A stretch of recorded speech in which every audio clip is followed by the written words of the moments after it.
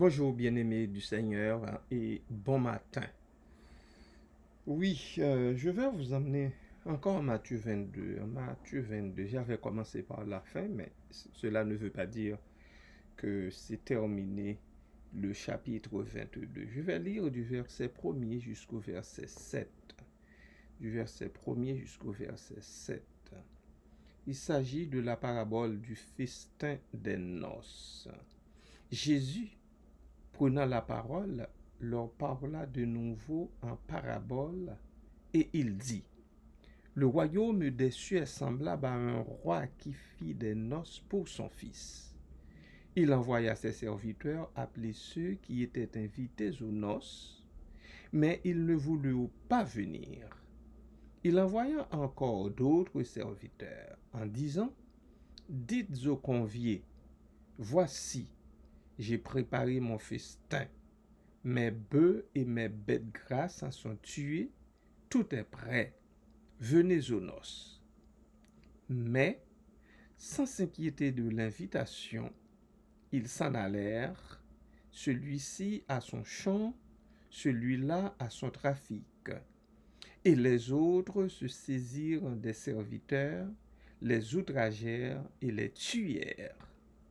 Le roi fut irrité. Il envoya ses troupes, fit périr ses meurtriers et brûla leur ville. Verset 8. Alors, il dit à ses serviteurs, les noces sont prêtes, mais les conviés n'en étaient pas dignes. Allez donc dans les carrefours et appelez aux noces tous ceux que vous trouverez. Ses serviteurs allèrent dans les chemins, rassemblèrent tous ceux qu'ils trouvèrent, méchants et bons, et la salle des noces fut pleine de convives. 11.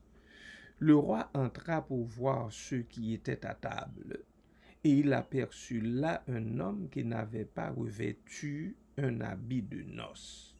Il lui dit, mon ami, comment es-tu entré ici sans avoir un habit de noces? Cet homme eut la bouche fermée. Alors, le roi dit au serviteur, liez-lui les pieds et les mains, et jetez-le dans les ténèbres du dehors, où il y aura des pleurs et des grincements de dents. Car il y a beaucoup d'appelés, mais peu d'élus. Amen. Amen. Je ne vais pas pouvoir vous entretenir sur les 14 versets lus. Je vais d'abord introduire les 7 premiers versets. Les 7 premiers versets. Nous verrons les 7 autres probablement demain, si Dieu le veut. Les premiers invités.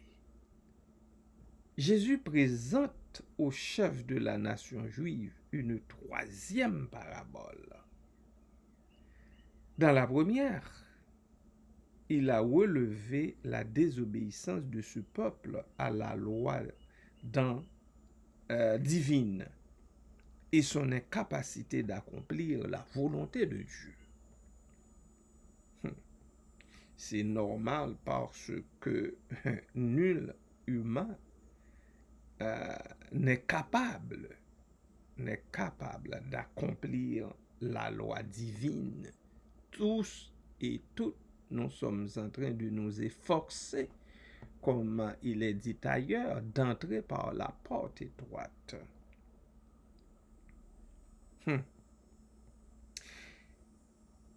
Son incapacité d'accomplir la volonté de Dieu, Dieu le savait, c'est pour ça qu'il a envoyé son Fils.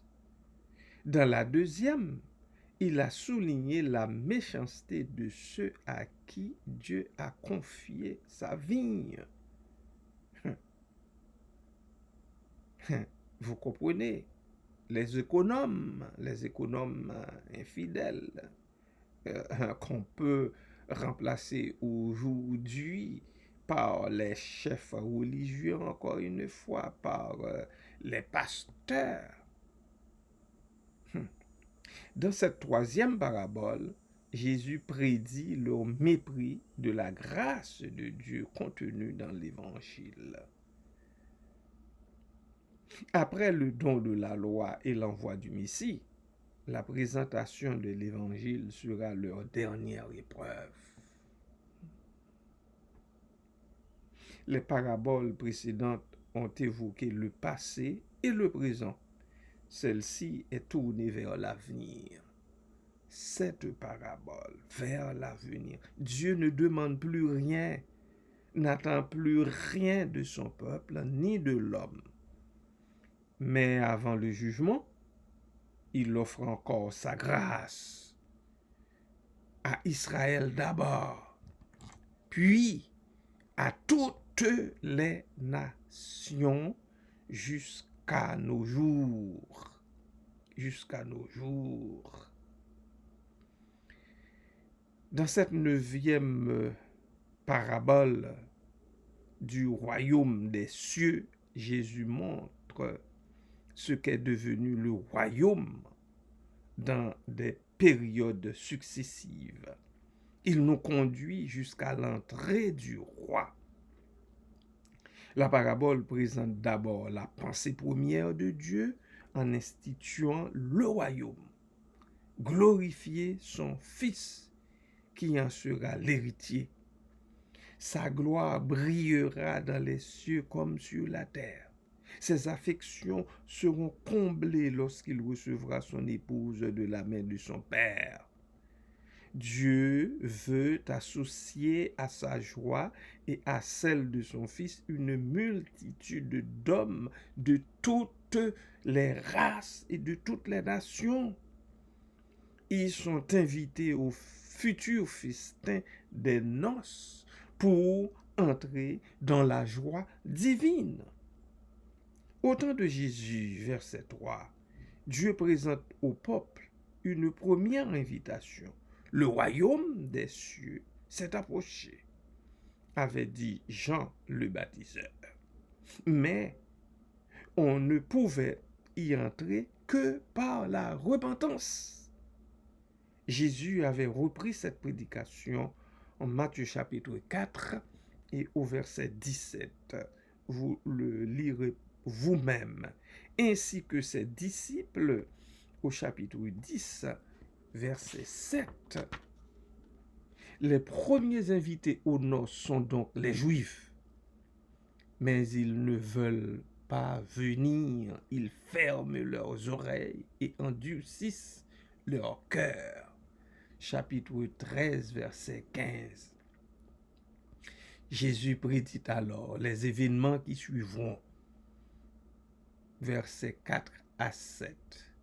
Il ne relève pas le crime de ce peuple qui crucifiera son Messie. Il souligne par contre la grâce de Dieu qui s'adresse encore à ces mêmes invités. Voici, j'ai apprêté mon dîner. Mes taureaux et mes bêtes grasses sont tués et tout est prêt. Venez aux noces. Venez aux noces. Ne continuez pas à endurcir vos cœurs, à faire la sourde oreille. Venez aux noces. Le festin vous attend. C'est le sacrifice expiatoire que Jésus évoque ici. Dieu ne pouvait apprêter son dîner sans cela.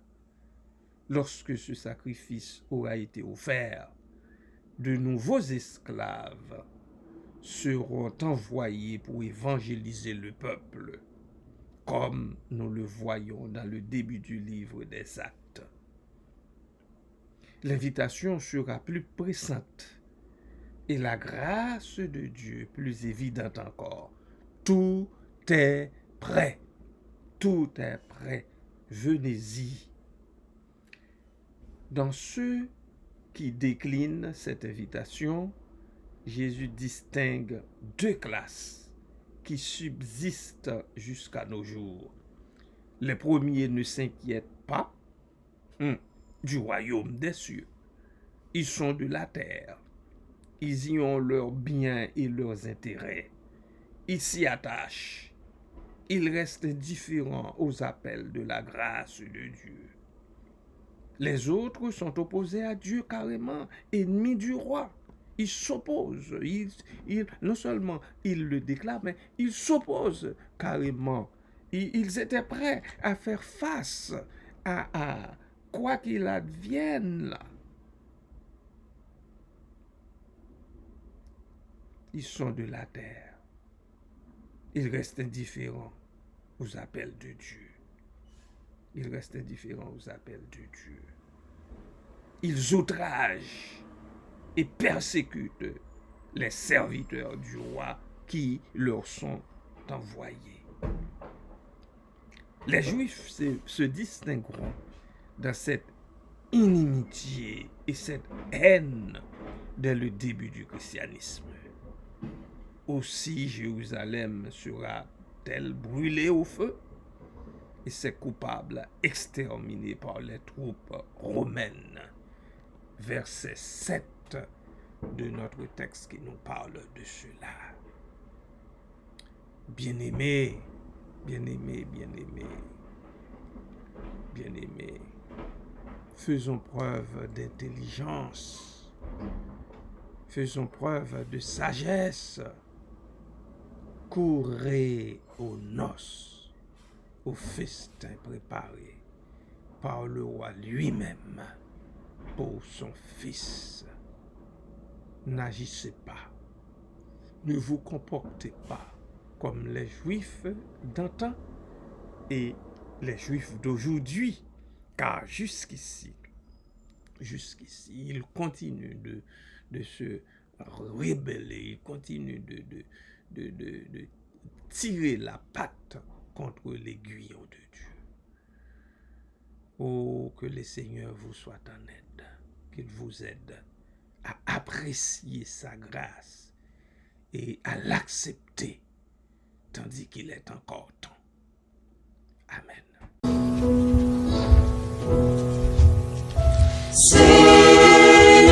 Efficace,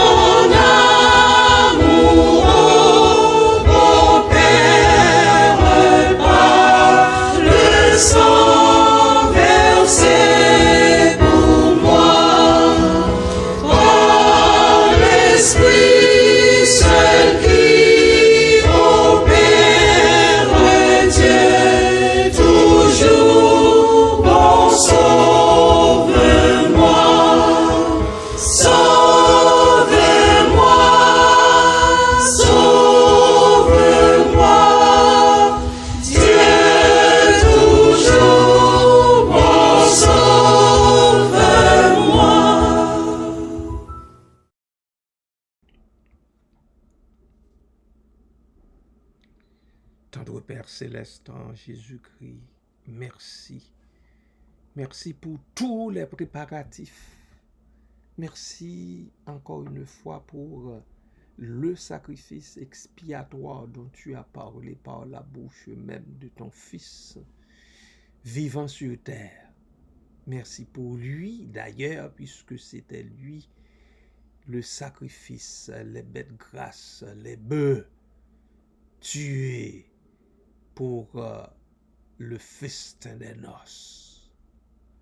Papa, merci parce que à cause du rejet essuyé par les gens de sa nation, par les Juifs, tu as envoyé, tu continues d'envoyer tes serviteurs par les chemins ramasser les gens de toute Acabie, les gens de toute race, de toute tribu, de tout clan, de toute nation, de toutes les catégories. Tu veux que ta maison soit remplie, que le festin, bon gré, malgré, Seigneur, le refus des invités, tu veux que le festin ait lieu. Papa, merci parce que nous sommes du nombre, nous sommes de ces gens de rien que les serviteurs ont été ramassés sur les haies, un peu partout le bord de la route pour entrer au festin des noces. Merci parce que tu l'as fait pour nous. Seulement toi, Seigneur, l'as fait. Tu l'as fait pour de vrai, pour de bon. Et il a été réalisé en Jésus-Christ, ton Fils bien-aimé. J'en bénis ton Saint-Nom parce que je suis du nombre. Aide ton peuple de partout, les gens de partout qui ont la possibilité de jeter une autre fois un œil sur cette portion de l'Écriture. Aide-les, ô Dieu, à presser leur pas d'entrer pour le festin. Aide-les, ô Dieu, et soutiens-les dans ta grâce. Aide-nous, éliminons-nous, ô Dieu, le scepticisme, l'incrédulité, que tous ensemble nous fassions foi, Seigneur, confiance à ta parole, confiance à tes œuvres qui sont tellement grandes, tellement magnifiques, tellement extraordinaires au milieu de nous. Merci Père, merci Papa, merci pour cette nouvelle journée, Seigneur. Ton soleil brille dans toute sa splendeur, Seigneur, sur notre ville et aussi sur les régions avoisinantes. Nous en bénissons ton Seigneur pour cela. Nous te remercions pour ton oxygène qui continue de nous alimenter.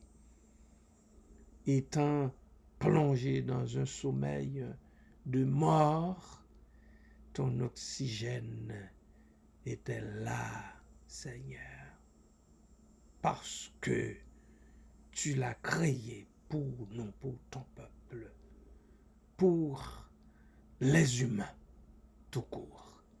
Merci Papa, merci Père, merci Papa. Reçois, ô Dieu, le fruit de nos lèvres, nos mots de remerciement, de reconnaissance et d'action de grâce, parce que tu en es digne, le seul qui en est digne.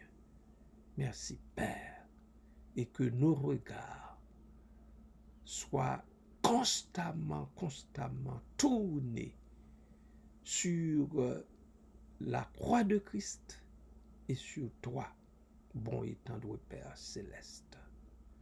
jusqu'à ce que nous entrions dans ton royaume éternel, où il n'y aura plus de pleurs, plus de faux sourires, plus de douleur, plus de maladie, plus de pauvreté, plus de moquerie, plus de jalousie, plus de cupidité. Oh Dieu, merci Père, plus de voracité, plus de mépris, plus d'ostracisation, plus d'exclusion. À toi toute la gloire, Père très saint et redoutable. Et c'est dans le nom précieux de Jésus-Christ que nous t'adressons cette prière. Amen.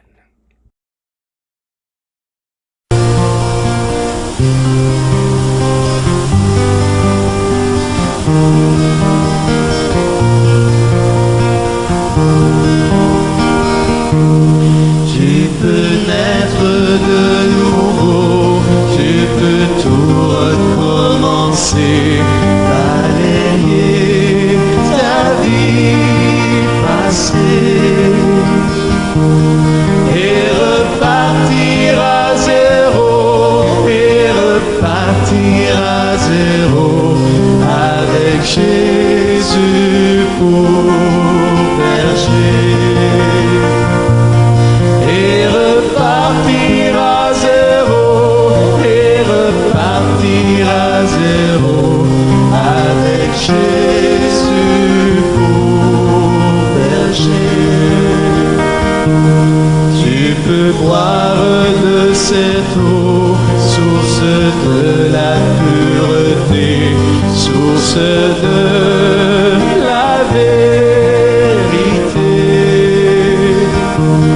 Tu peux boire de cette eau, tu peux boire de cette eau, source de l'éternité.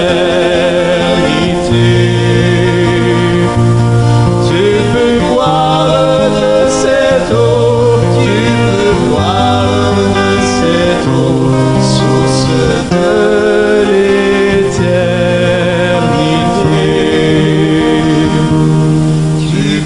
Être pardonné pour tous tes péchés passés, car Jésus a tout payé. Tu peux recevoir la paix, tu peux recevoir la paix, source de la liberté.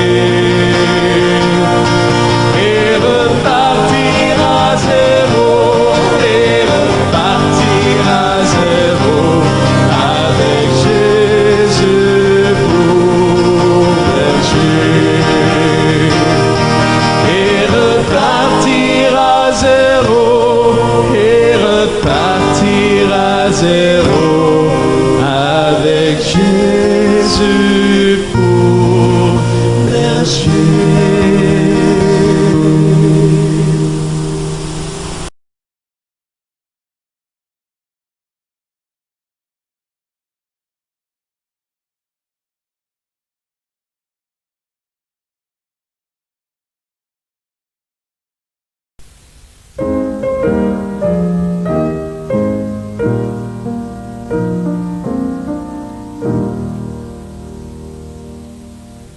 L'Éternel te bénisse, l'Éternel te bénisse et te garde, fasse lever la lumière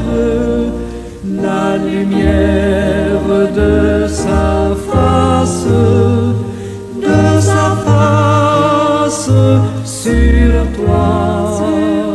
sur toi, use de grâce envers toi et te donne la paix, et te donne la paix.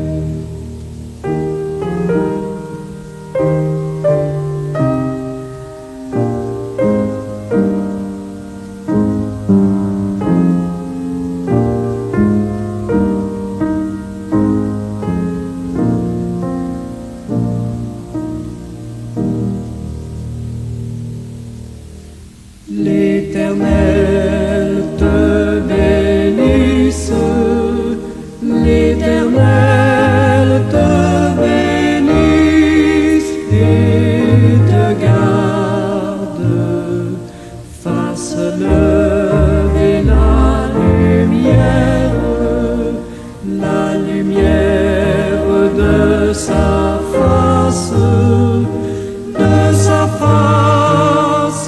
sur toi, sur toi. Use de grâce envers toi et te donne la paix, et te donne la paix.